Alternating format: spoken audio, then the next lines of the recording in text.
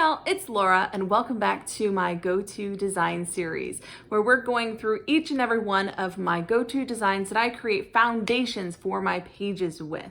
If you'd like to see the very first one explaining this whole series, I will link that at the very end of the video so that you can get caught up. There will be about 15 videos in this series and they'll be up every single Saturday for the next couple of months. So let's head over to the desk and see which go-to design we're doing today. The next design we're going to be exploring is the grid design. Now you have seen me use a lot of this one if you're a member of my channel because I love it. I probably have the most examples of this one, to be honest, because I use grids in a huge variety of different ways, not only to create anchors for my photos, but also to create backgrounds. And so in this case, I've done a full page grid with 1, 2, 3 by 3. And I've got 1, 2, 3 photos. I have a spot for journaling, and I have lots of little decorative areas as well. My title fits right across the center here, and I really love these lines, these mixed media paper lines in between, separating out the different areas of the grid. Now, you can also do something like this. So not your entire background is in the grid shape, but just a section of it, particularly the section behind your photo. Now I have my title going vertically down this side. I've also written my journal on a sideways slant because I had a lot to say, and trying to write it this way would have been very, very tedious. This was a lot faster and easier to do. And so I have this grid background that I've taken some tiny squares. They look to be about 2 inches, maybe 2.5 inches, 2 1/4, something like that. And I have just mixed them up, different patterns in different places, so they're not right one next to each other. And then they all have some sort of little decorative something on them. And then my photo, of course, is right directly in the middle. But can you see something else I've done on this layout? This big bold purple, while it does exist in a couple of other places, the majority of the purple is bam, right there in the center, which helps draw your eye into the photo first, even though there's so much going on. Now, this layout is a bit of a combination. It has not only my beautiful 2x2 grid, it also has a big vertical down the back. So you can combine the go-to designs to make for a big variety of options. Now in this case, I've decided to do my embellishing outside of the grid, and I have this piece of vellum just outlining the area where the photos and journaling will live. And then my embellishments are in 3 clusters around the grid with my title underneath. So that's something definitely a bit different. And I have just little word strips under my photos. Now here's a really different grid option. These are hearts, not squares.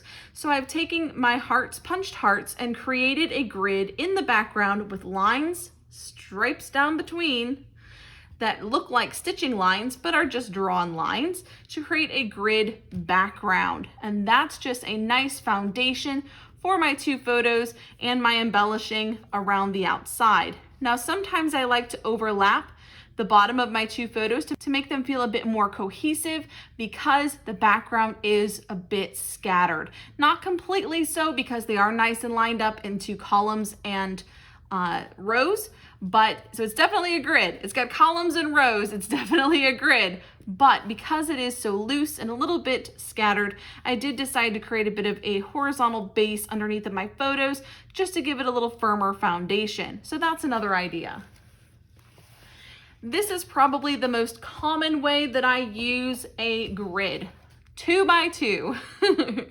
In this case, I've also combined it with picture-in-picture, which simply means I've made a smaller layout inside of a larger piece of paper. This big thick border that makes it inside of a larger layout. What I'll do in this case is I'll often layer some bits of paper behind and take each section as its own mini layout, adding a couple of clusters, some journaling, sometimes little bits of nouveau and scattering as well, and I try to mix it up. So for example, this one is heavily embellished on the left side, so the one across from it is heavily embellished on the right side. This one is heavily embellished on 2 sides, so across from it, it's heavily embellished on two sides. This creates balance on the layout and it makes it look a little bit more varied. My title is right dead center middle, and this is a very, very common choice for me. Now this grid is layered on top of each other. So there's no spaces in between my rows and my columns, but it's definitely still a grid. And I've chosen to again embellish outside of the grid. So I have an embellishment cluster here and here with my title across the bottom. There's a little bit of spray in the background to kind of make it feel a bit more cohesive as one solid piece. And again, we're doing the picture in picture. We have a large border that shrinks down the layout to a smaller size within a larger layout. Another idea for a grid is to work with your background. So this was a Cocoa Vanilla Studio paper that I believe was intended to be cut up for advent calendars or something along that line. But instead, I chose to layer some cut aparts on top of some of the numbers, just making it look sort of random, adding some little bits and pieces to decorate the background a little bit. So I have a little banner down here. I have, what else do I have? I don't have as much on here as I think. Nope, most of it's pretty flat, but my photos are on the picture in picture, so they're grids on the outside. Inside, I have a smaller layout that features my photos, a couple of flare, some florals, and just heavily embellishing close to the photos to draw your eye inwards. But it's definitely still a grid background. We're just using a paper that already had a grid existing. Now for this one, we're going in a modified grid. Now we're getting a bit modified. And instead of having very perfectly defined columns, we have a lot of rows. We do still have separate columns.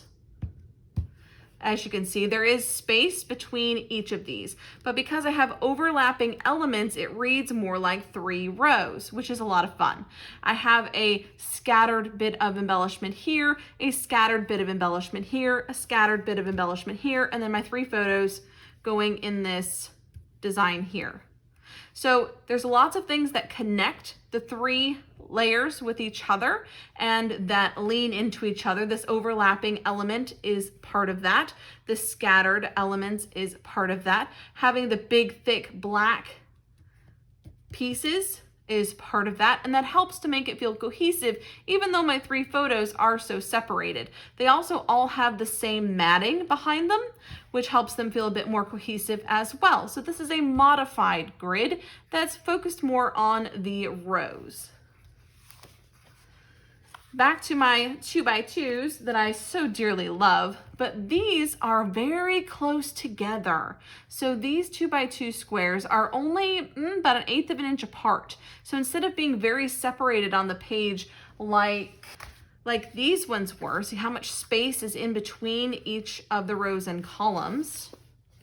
Now we've got them nice and tight and close together, and they feel a bit more cohesive this way. And the reason that I did that is because I have so many photos that are of very different people. So in the other layout, it's just of my twins, and there was only 3 photos. These are 4 photos and feature 4 of my kids, and because they're all so different, I made them black and white, which helps them feel more cohesive, but I've also kept them close together so you can kind of see them as a grouping and not just as one single photo, and then you maybe don't notice the other photos as much. Again, I've treated each square as its own individual layout and embellished them differently. I have a left design over here, a right design over here, a left design over here. Actually, this one's diagonal and this one's diagonal, but the heaviest part is on the outside.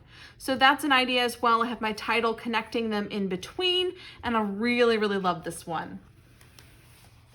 Here's another version of that isn't quite so full. So the title on this one is just on one of the photos, but I've used this little sunglasses to connect the 4 squares together. I've also used some horizontal photos instead of vertical photos with 2 squares on the side as well. I just wanted to show you can switch up the sizes and shapes of your photos as well within a grid.